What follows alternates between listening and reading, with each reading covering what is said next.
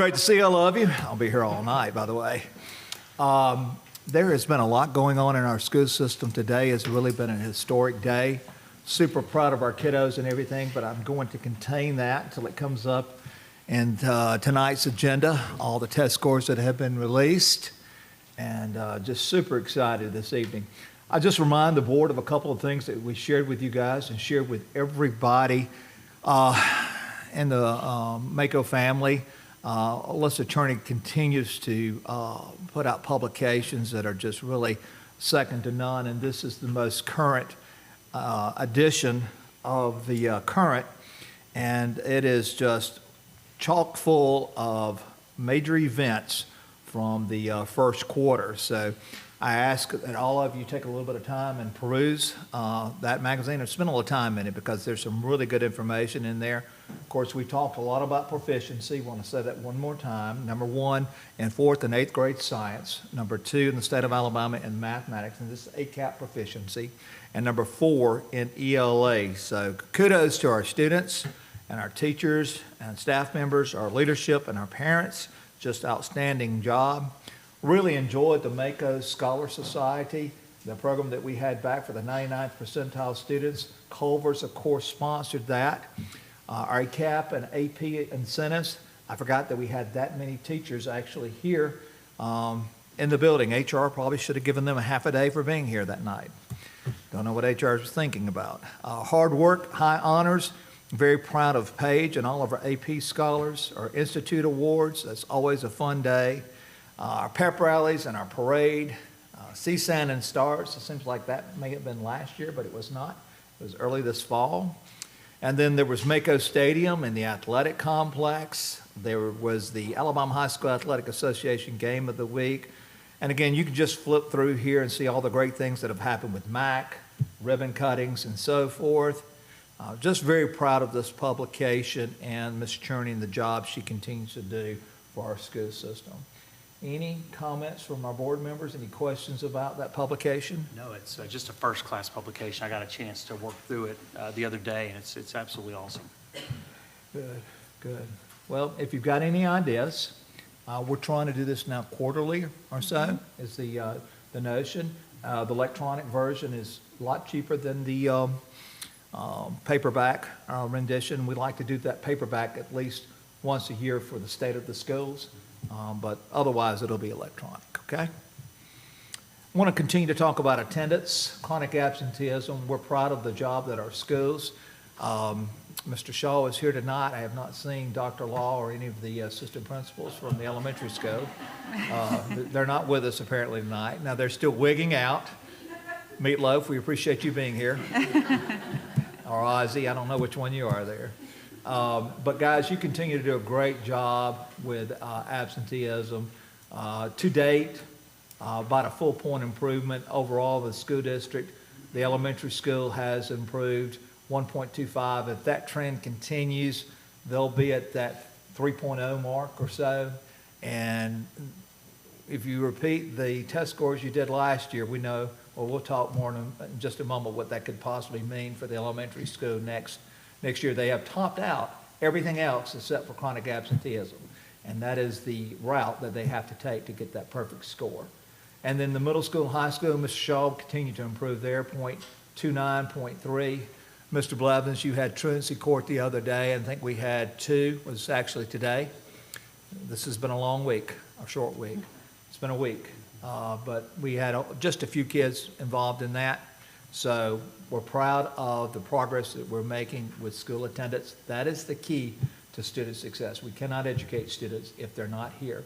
And then something there in red that we're really emphasizing this year are our repeat cases, those that were chronically absent the year before last and then last year again. We still have to get their attention, have to get some people to school. So that's really been the emphasis. Are those that just are continuously out. And you know, if you miss 20 days over a 9-year period, you missed a whole school year, in essence. So that's happened in the past, and that needs to stop so that our students really have every opportunity to be successful when they leave Orange Beach City Schools. Board members, do you have any questions or comments about chronic absenteeism? No, got a I'm- lot of neat incentive programs. I'm just delighted that we are where we are because of where we started. There's been a great improvement, and I want to thank everybody involved in helping to do that. Thank you. Well, and I think the incentives have been paying off too. You know, there's a variety of incentives, but I know that my kids love running the halls. Yeah. It's still a favorite, so kudos to that. I still think the greatest thing that we can do is increase the rigor in the classrooms. When we increase that rigor, people don't want to miss, okay? So we continue to work on running the halls, rigor, all the things that we've been doing, and continues to pay dividends, as you will see in the next 30 minutes. We'll call it an hour. So I want to talk just a little bit about growth study. 3 years ago, when we began, created the school system, we threw together some numbers and we tried to anticipate and we tried to predict where we would be in just a couple of years. A lot of that was contingent upon the economy, how well our school systems performed, just growth trends in general. And I think we all can look around in Baldwin County especially, and we see a great deal of growth around us. And every time I hear that we're out of property, we're out of land in Orange Beach, somebody brings a little dirt in, and Kathy and I were riding around the other day just on our side of Bear Point, and we were just counting the number of houses, new builds that were going up, and there were 18. And I think she told me the other day there's a 19th one that's actually begun.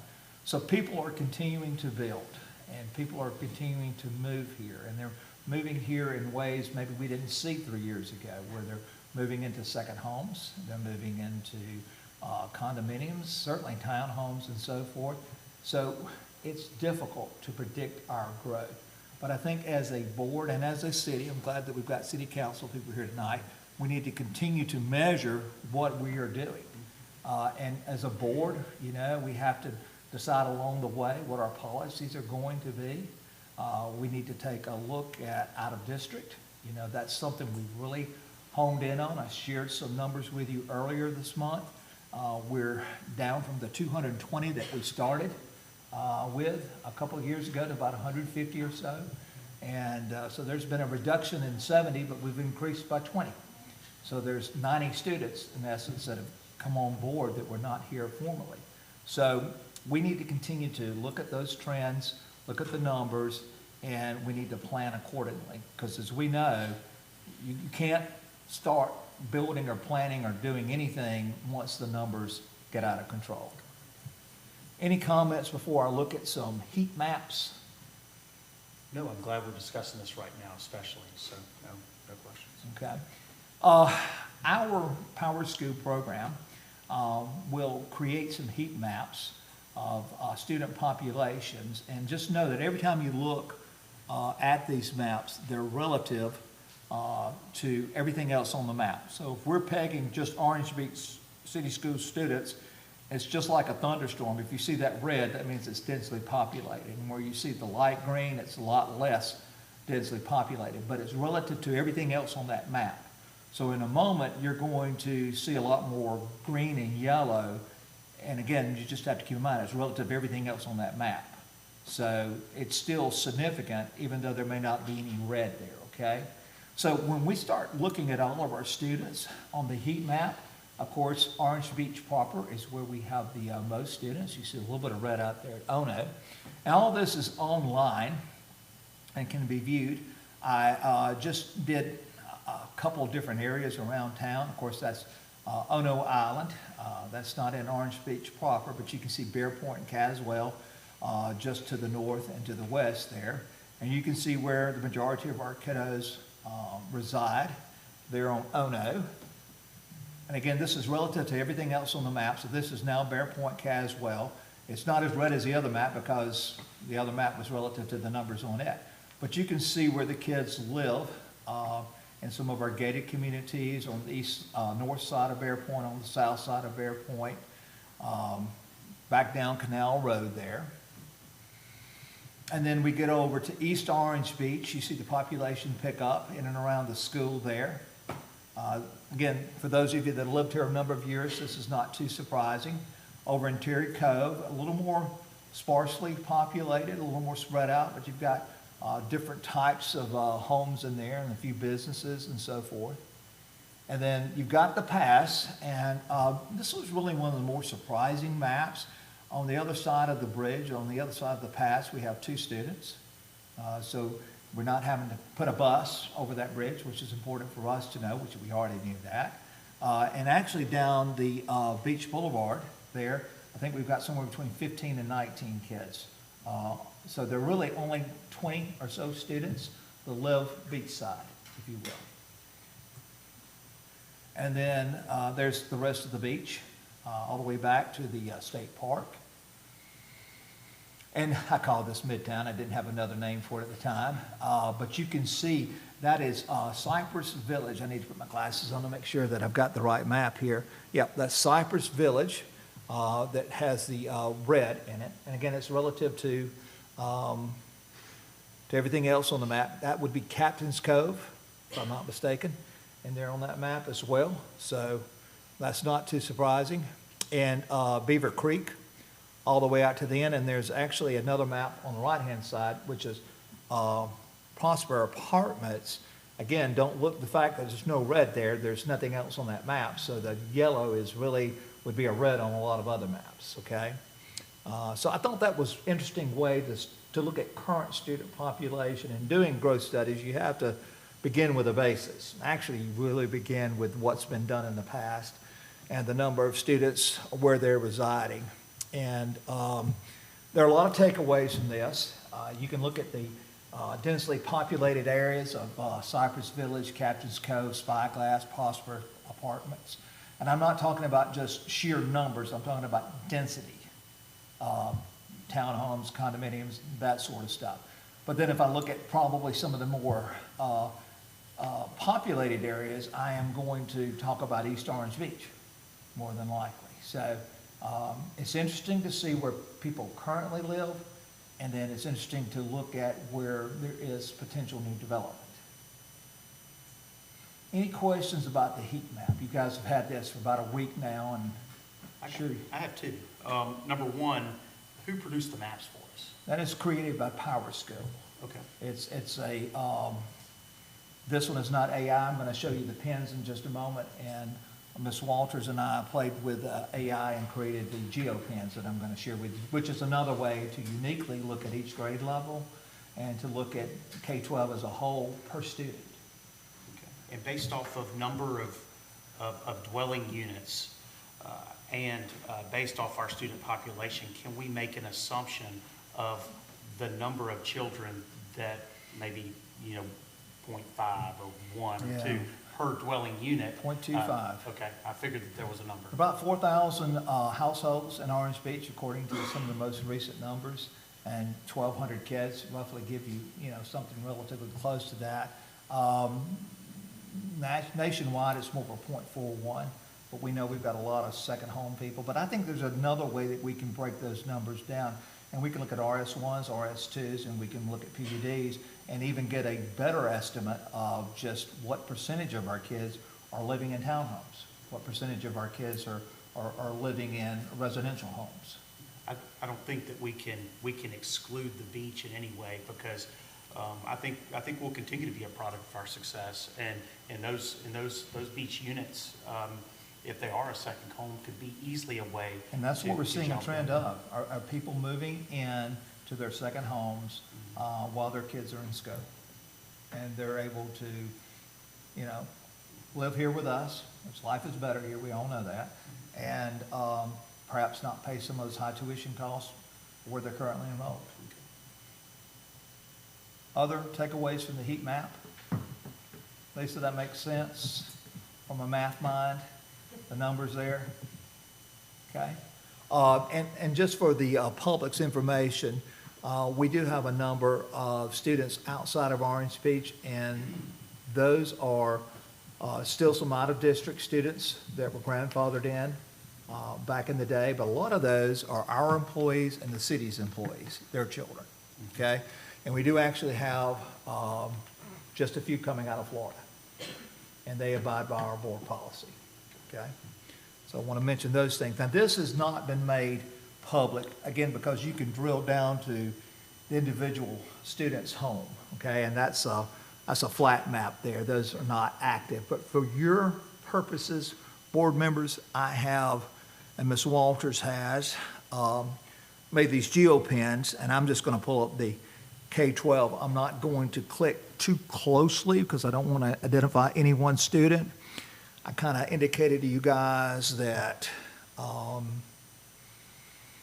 those out of district kids are our employees, city employees, and some students that were grandfathered in back in the day. And then as you just start to drill in a little bit closer, you can kind of get the idea of where every student. And Mr. Blevins, this is important for us so that when we have power outages and issues in the community, we know exactly what that does to buses, transportations, kids being late to school, and so forth.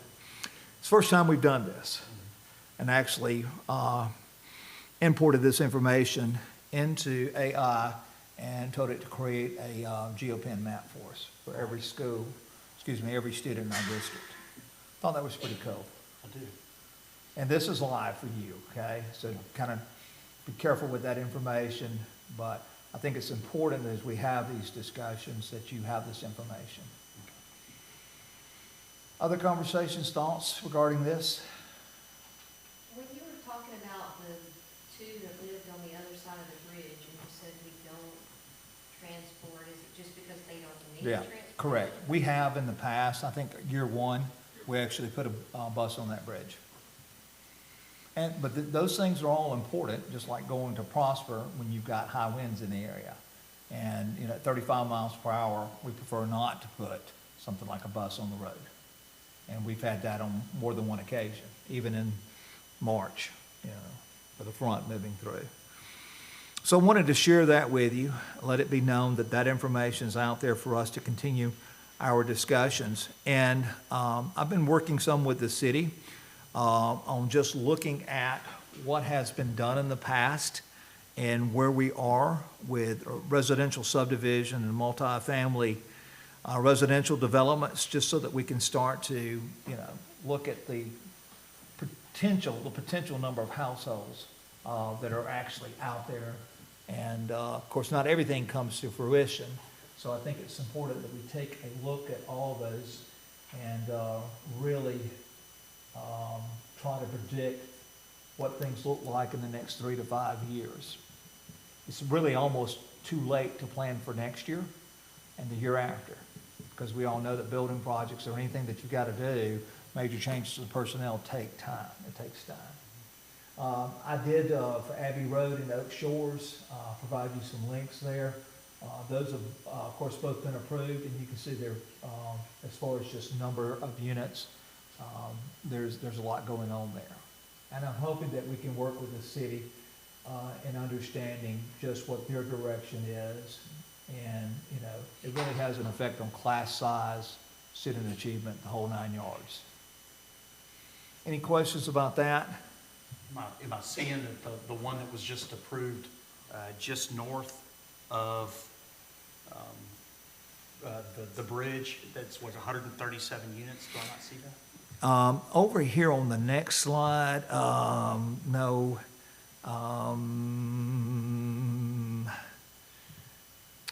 No, sir. I'm uncertain. Okay. There are, my bad, I did not Okay. scroll down far Okay, enough there for you you. go. There I you knew it was here, and I'm like, One- okay, it's been a yeah, week one- since I've looked at it. 136, there it is. Yeah, you know, and we see already from Cypress Village and Spyglass to some of these others, the apartments and the condos, as far as the densely populated areas, that potential is great and significant there to have, in my opinion, a greater impact than second homes do. I think if we're going to see our growth, we're going to see it there. And when you start looking at 259, 152, 112, you know, that's a lot. If you multiply that out by 0.25, you know, we don't have that class size ratio that we currently have. And while we have nobody floating, have never had, according to Mr. Shaw, nobody float, we don't want to start that as a practice if we can stay away from it. We've always had plenty of facilities.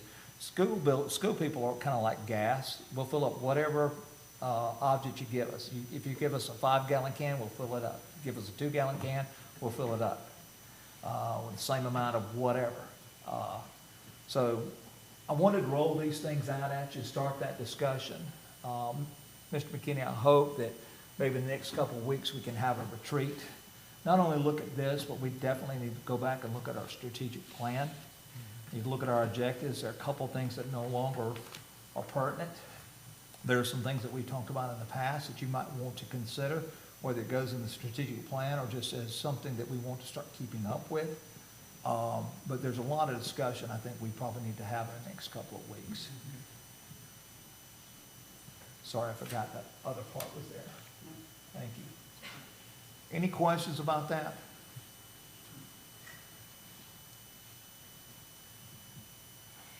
All right.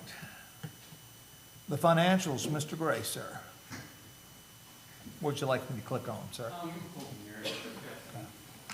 Year-end numbers in it as well.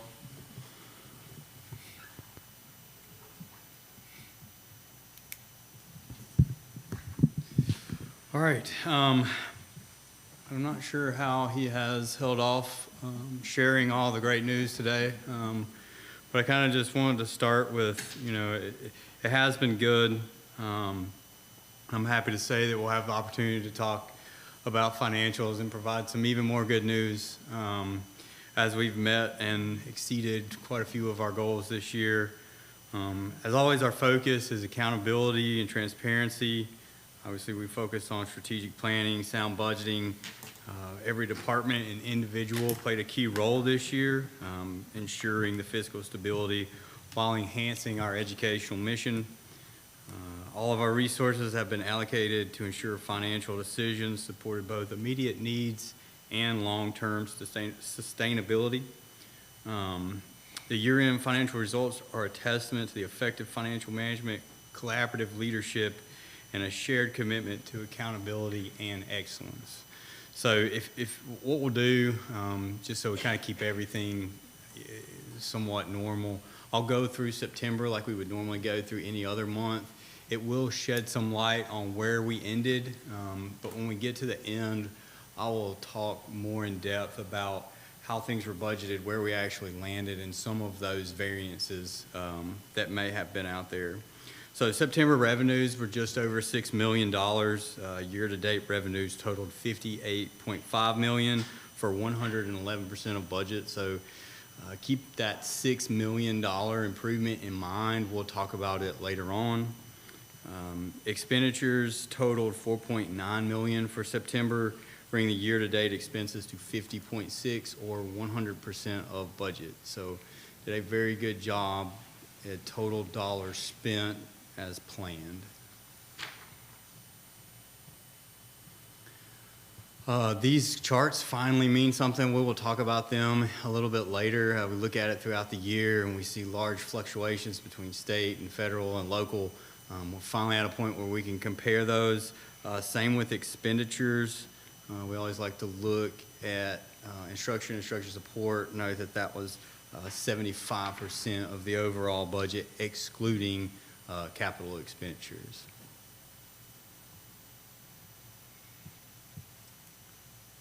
Key revenue sources saw a pretty significant number from sales and use tax in September, just over $1 million. To my knowledge, that's probably the biggest number that we have seen. So that's good news, and that will also trend in the data later as we look at it. August, September lodgings tax receipt, and these were August and September from the city is just shy of 2.6 million. So again, some good things happening on the lodgings tax side. The fund balance, here's the number that we've waited for all year, increased for September by $930,000, bringing the reserve to $15.1 million or 7.96 months of expenses. So just short of 8 months of expenses with an average monthly expenditure of $1.89 million. So, ad valorem year-to-date receipts totaled $8.9 million. Year-to-date receipts for sales and use tax were $6.1, and then lodgings tax receipts to date was $9.1 million. So all of those very solid, as we'll see in the local tax base later on.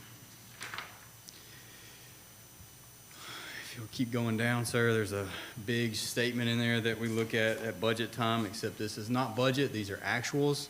I'll focus primarily on the general fund. If you see something that you have a question about, please ask. The majority of all this spending is going to be either in the general fund or the capital projects fund. So general fund total revenues for the year are $30.6 million, with expenditures of just shy of 21.2, and this is all in that first column there. For state purposes, when reporting the months in reserve, we have to add that other fund uses that you see, $1,589,000. That brings the total monthly or yearly expenditure to 22.7 when you consider that. That's where we come up with the 1.89 million monthly that we divide into the 15 for the 7.96 months in reserve. Okay. So here we'll kind of turn the page and think about a year-end analysis and compare budgets versus actuals and the percent of overall budget of revenue and expenditures. And we'll just start revenue. You can see there's not a lot of variance there, and we would go back up a little bit right there. State actuals was 6.2% of budget, and then local, this is the number that we pay close attention to, was 91.7% of budget for the year. So we look for that to change slightly next year, obviously just because capital expenditures were so big this year with the athletic complex. But overall, really good job predicting what revenue would be for last fiscal year. Expenditures, similar story. When we get here, I really like to see a variance of plus or minus 2%.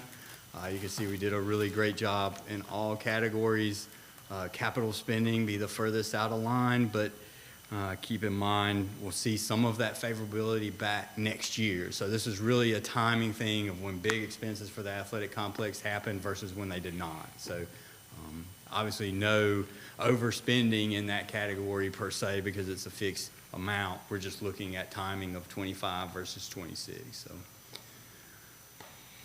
And I think I have one more slide or one more page that will help explain the $6 million that we talked about in the revenues earlier. I mean, what I did was went back and compared FY25 to FY24 so we could see true growth, if you will, among the 3 or 4 big categories that truly fund our school system.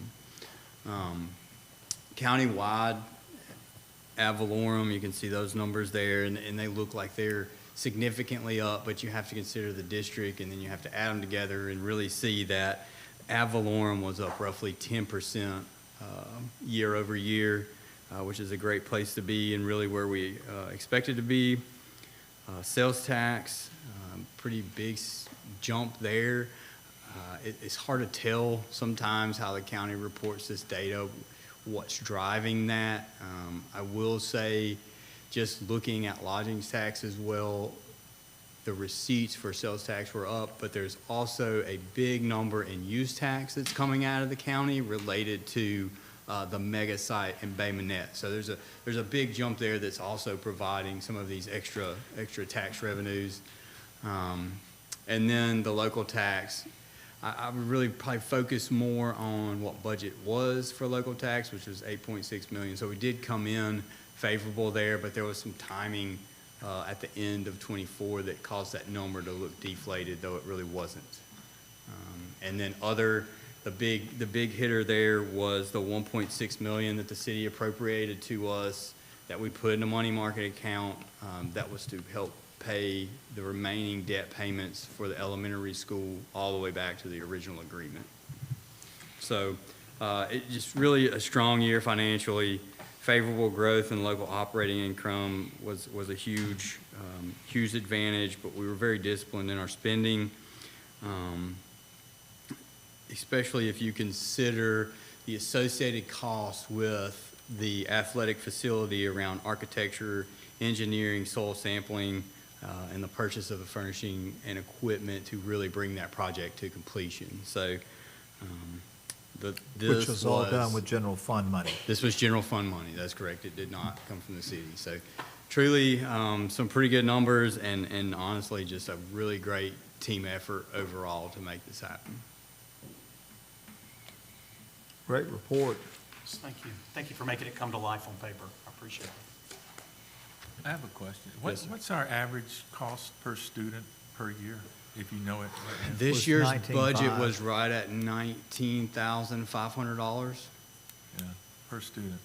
Yes, sir. And that's without capital. Without capital, that is correct. Thank you.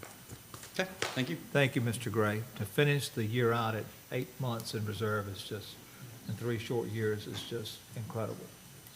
So kudos to everybody that's watched and managed their budgets as they have done. Are there any other systems in the state that fund it with local money any higher than Orange Beach? Not even close. The typical is 65% state, 20 or 30% or so federal, and then the rest would be local. So nobody's coming close to 92%. It's just the opposite. I know, I just want to point that out. Just like Congratulations. to repeat it. Congratulations. Congratulations you to us guys. all. Thank you. We have no public comments this time, sir. Good deal. That'll wrap it up for the my portion of the work session. I'm looking at 5 minutes after 5 or so, 5:03. If there are no objections, we'll continue with the meeting, or you want a 5-minute break? Good. We're good? I'm good. At this time, we're lucky and fortunate to have an incredible volleyball player, Jenna Shaver, to lead us in the invocation. And we have some more incredible volleyball players here tonight also. Jenna. Good afternoon. Heavenly Father, we come to you today with grateful hearts, and we praise you for all the wonderful things you do for us. Thank you, Lord, for placing us in a community where all students, teachers, administrators, and athletes are supported and encouraged. We thank you for the opportunities you provide and for the many blessings you have given us. Thank you for this Board of Education and for our superintendent who have given so much of their time, leadership, and care. We are grateful for their commitment and for the support they continuously offer. As we begin this meeting, we ask for your guidance, wisdom, and unity in all that is discussed and decided. May everything we do bring honor to you and serve the best interests of every child and family in our schools. In Jesus' name we pray. Amen. This time I'd like to call the meeting to order, and now we're fortunate to have another incredible volleyball player, Bella Rumley, to lead us in the Pledge of Allegiance. And nobody told me these people were incredible. I've actually seen them play. So. Attention, salute, pledge. I pledge allegiance to the flag of the United States of America and to the republic for which it stands, one nation, under God, indivisible, with liberty and justice for all.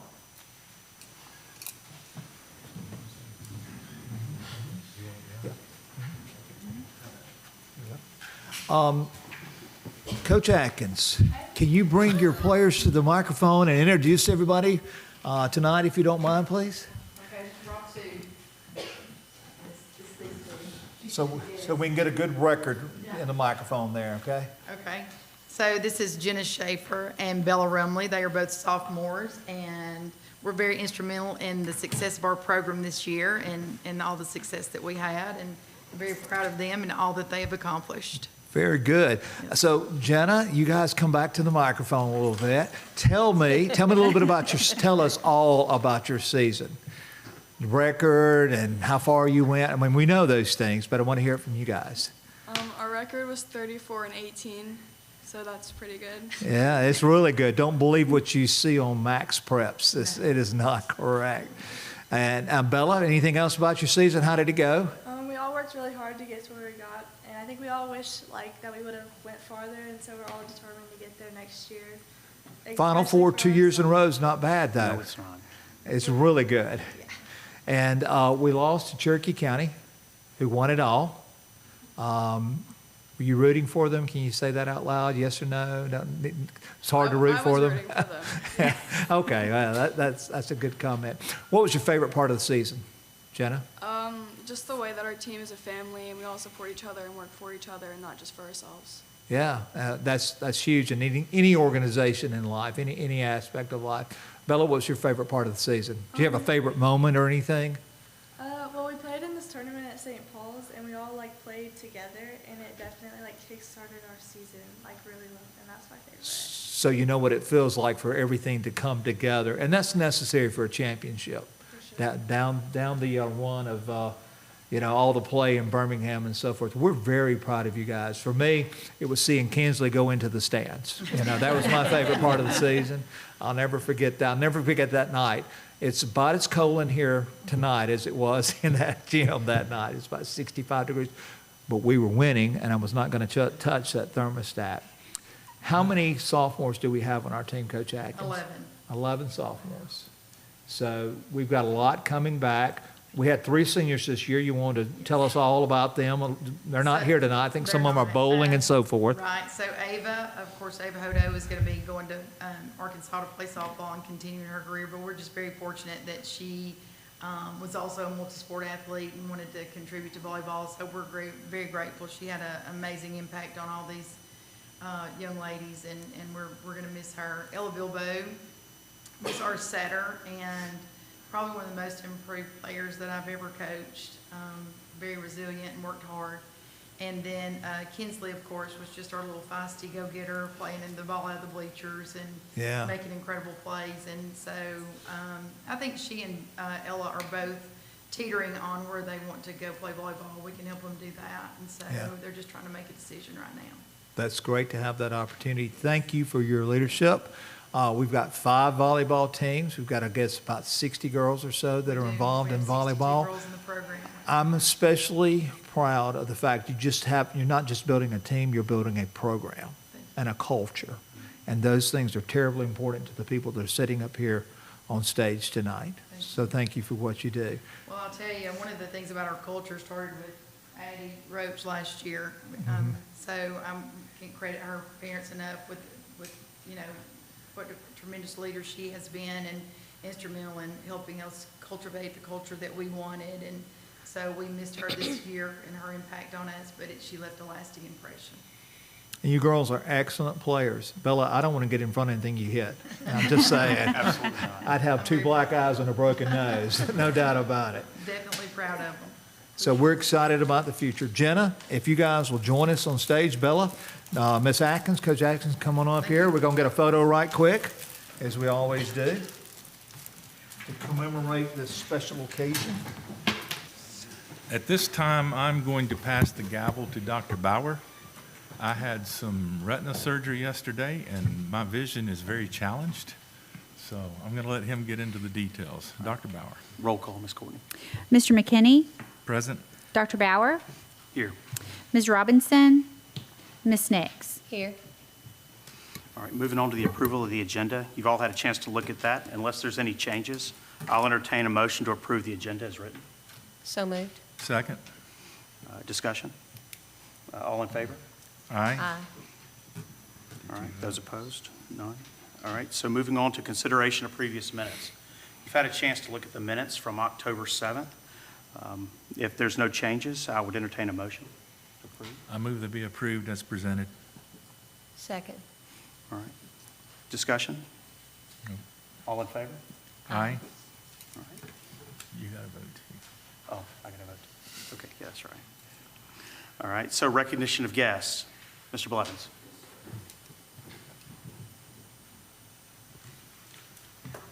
Thank you. Tonight we have Miss Payne. Misty Payne is with us. We have, it's kind of funny to introduce him as a guest, but Mr. Stewart, Cassandra, very nice to have you with us. And then Neely Faulkner, Jennifer Brownlee's over here. Make sure I haven't missed anybody. Councilwoman Harrelson, I'm sorry. Miss Ginger, is that okay? And Ryan Long and Mrs. Wilkes back there. And then Ford, not really a guest. This is your house. So, thank you. Well, what about our rock stars right here, the pink ladies and? Well, they didn't sign in. They said they were incognito or something, so I don't think they signed in, but welcome. Fabio? Don't tell him that. We'll never hear the end of it. That's right. Thank you, Mr. Blevins. Moving on to public comments. Do we have any public comments? No, sir, we did not. All right, so no public comments. We'll move immediately into action items. The first action item, Got announcements. oh, excuse me, do we have announcements? We do have announcements. I just don't have it on my list. I'm sorry. You did? Okay. All right, so announcements. All right, let me pull up our announcements. I could not go public with this because the State Department said we would be embargoed until they released, and Ms. Courtney, I don't think they released till about 3:30 or so this afternoon, and it was pretty late. So I've got a lot of great news to share with you. We shared it in the system earlier today, and just give me a moment to pull up the announcements. I had to make our own Google slideshow for that. Now, these things are public. They're out there now because the state said now I can do these things. Well, our report card is in, and all of you that have seen the video, it's out there on social media and everything. We are super excited. We're stoked. And as I said at the end of that video, it's probably the greatest announcement I've ever had the privilege of being part of. Our school system, our schools have just done a fantastic job. It all begins with our students. And, our teachers have done a great job. The professional development has been rich over the last couple of years. Everything starts and stops with leadership. We've got great leadership in our schools.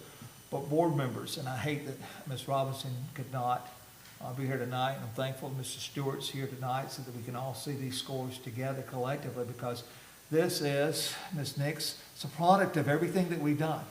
And it can be just as simple as the adage of putting a great teacher in every classroom. Or it can be something that motivates people, such as incentives. And you can tell from the attendance that we had at that board meeting in August or September, our people are into those things. And they love Institute because we recognize great performance. We knew our scores were going to be good. In comparison to the rest of the state, being the youngest school system out there, we just didn't know, how well everyone else would do. We'll talk more about that in just a moment.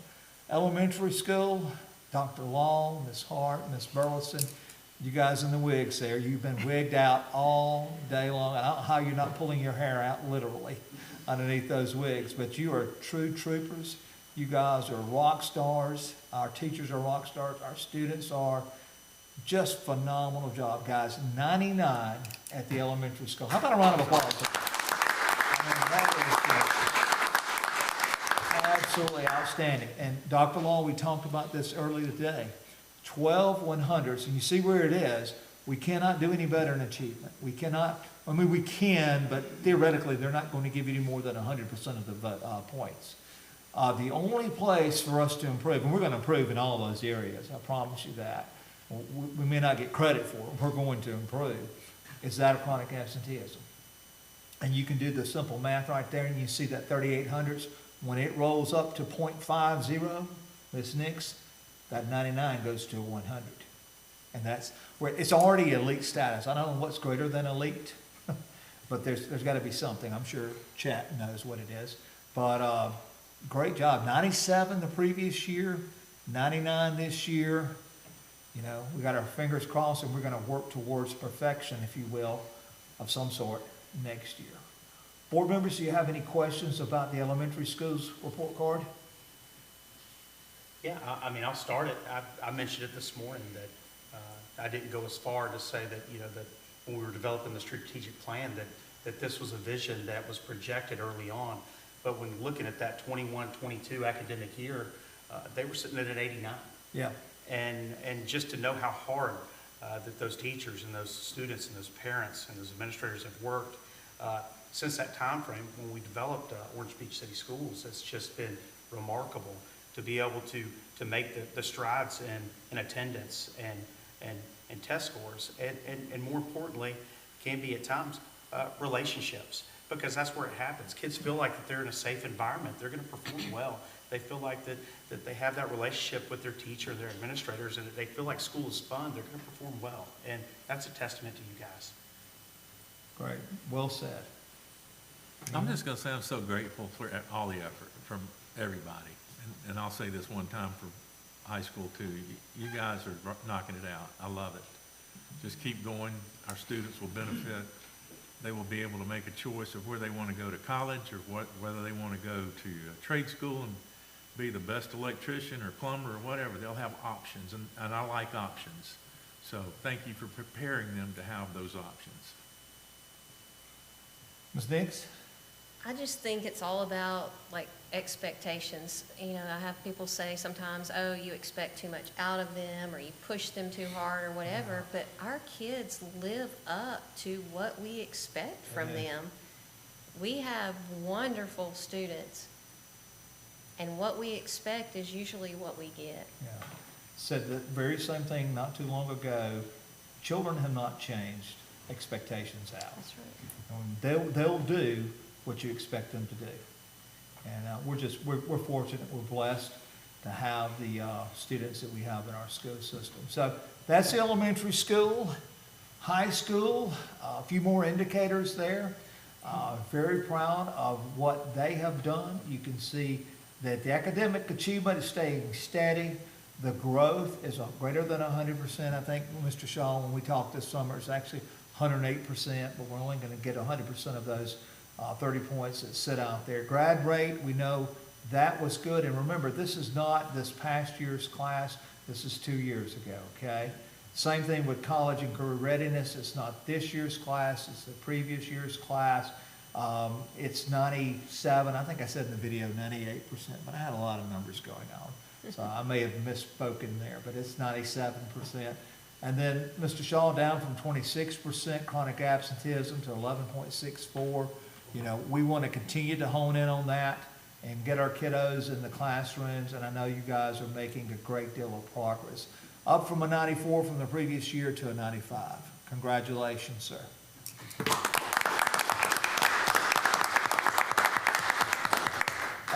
Any comments? I know you've already shared some in regards to the middle school and high school. Yeah, I mean, I'll just continue on. I mean, in that 21-22 academic school year, we were sitting at an 86, and then the next year we dipped to an 85 after our first year as a city school system. But to see that movement and write that course, mainly with attendance, you've really seen those strides in attendance.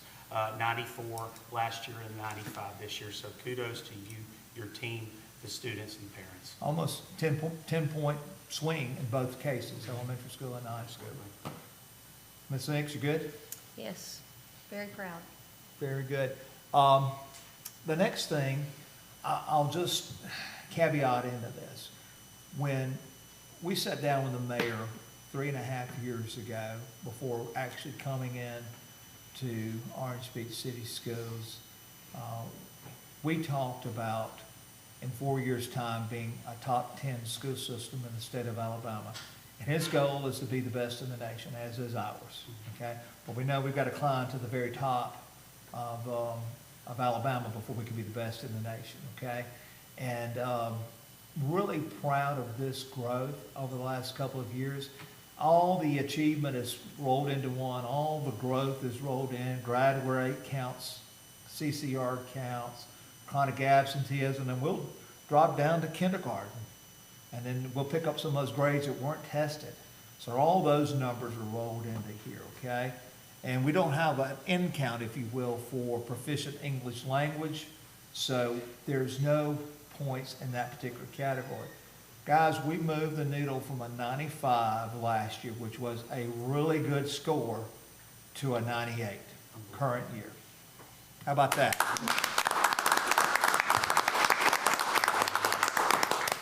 All that being said, that's great. So we sat down this afternoon, Ms. Courtney and I did, and we went through and created a spreadsheet with every district's score on the spreadsheet. And I'll have to say tonight, congratulations to Orange Beach City Schools. We are number 2 in the state of Alabama.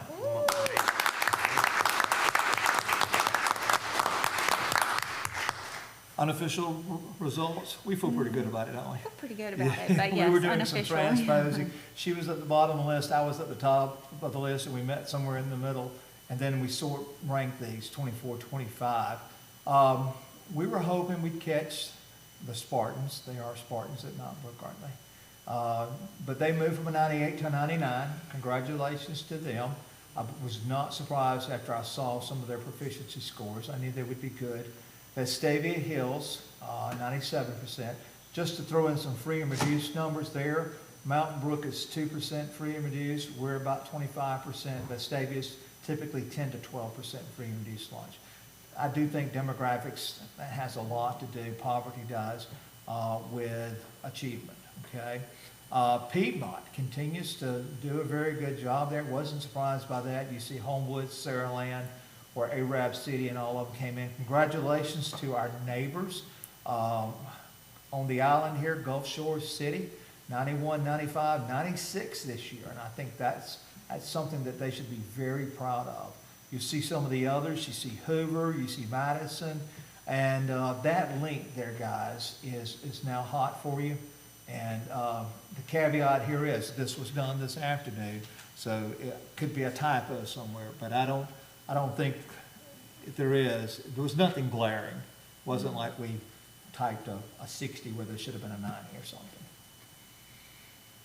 Comments regarding that? I just have an observation. It looks like the top 16 school districts are all city school districts. That is true. Congratulations to Dale County. I've been in a county school system. It's different, not bad. It's just different. Resources are different. Where kids come from are a little bit different. So that is true. That is true. I just like the freedom and the latitude that we've had to be able to work with this system and do special things for our students. If we sit here and we have children that have been part of something like this for 10, 12 years, I feel pretty good about it. I feel excellent about the student that is leaving us, going into the real world, whether they're going to college or right into career or some type of two-year school. This is a 30,000-foot view. It's accurate over time because there's enough data to support it. It's a great indication of where you are and where you are headed. And I like our trajectory. Other thoughts or questions? Good?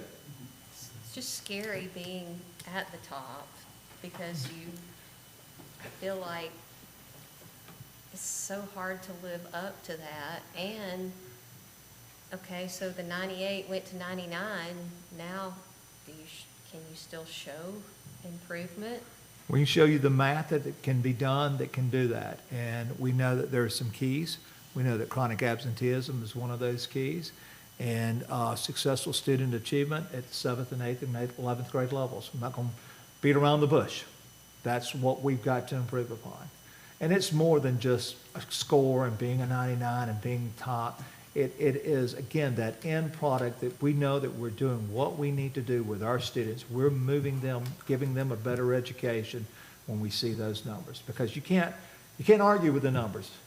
They go directly to Chicago or Minneapolis, where are you, Lance? It goes somewhere and they're directly to the State Department. And in fact, that they release them in a portal. You know, and so it's a great indication of really where we are. Well, no, I think what's more outstanding is we're able to have this trajectory with different students at different levels, taking different assessments, and then also nailing down those attendance measures, which are super important. But I think you're not they're not going and taking the same test the year previous. They're going to the next level. They're taking the next test. And so, I mean, for us to be able to continue to raise the bar year after year, I think it's exciting and gives me hope that we're doing the right things to be able to maintain as we get further and further to the top. Okay. All right. Any other conversations about test scores? You may see another press release early next week, just saying.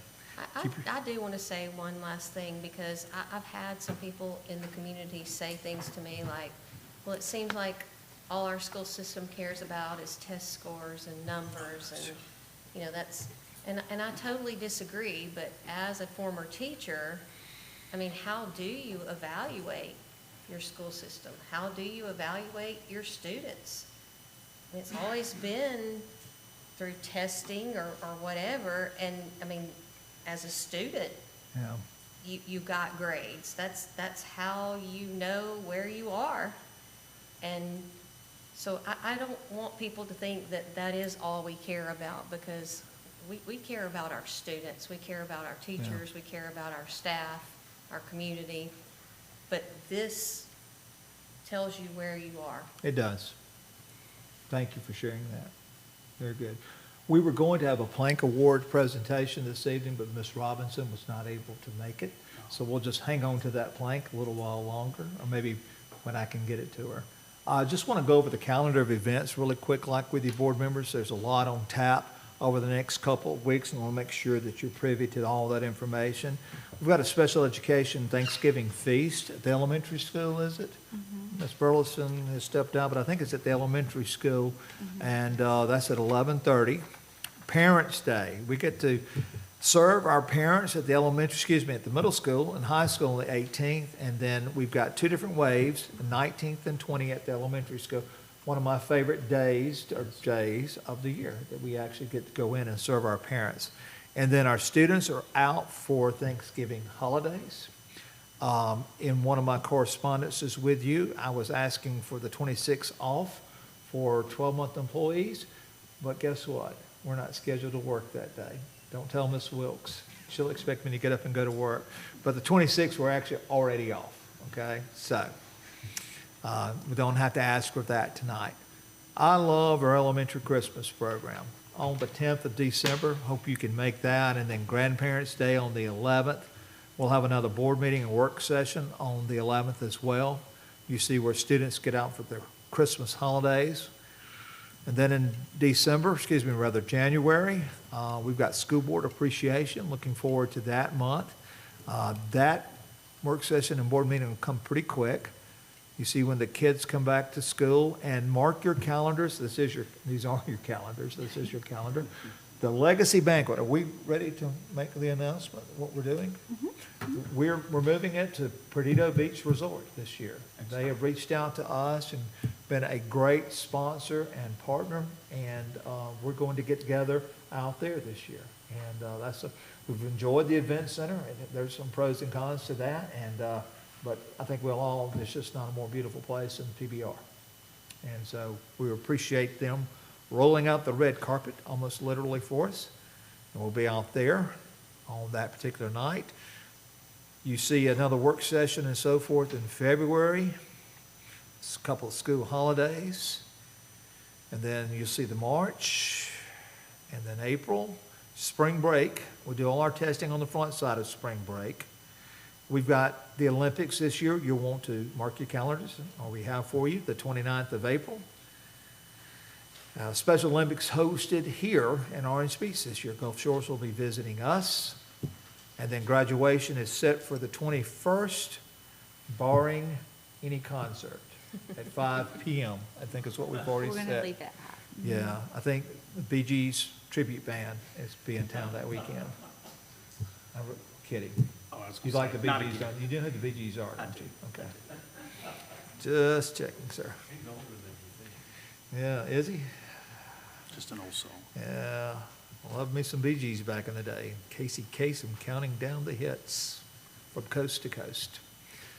Sorry for the digression. Any questions about those brief announcements? No more surprises, sir, I promise you. No, must have been how I printed it. So moving on to action items. All right, so we've got a personnel item tonight. We've got classified persons. We do recommend the approval of that recommendation there for classified employees for the 25-26 school year. There's about 3 underneath that particular heading. Okay, you've had a chance. Second. Okay. Discussion? All in favor? Aye. Those opposed? Motion carries. Moving on to action item number 2, financial statements. The superintendent recommends the approval of the attached financial statements. All right, you've had a chance to look at the financial statements. I'll entertain a motion. So moved. Discussion? All those in favor? Aye. Those opposed? Motion carries.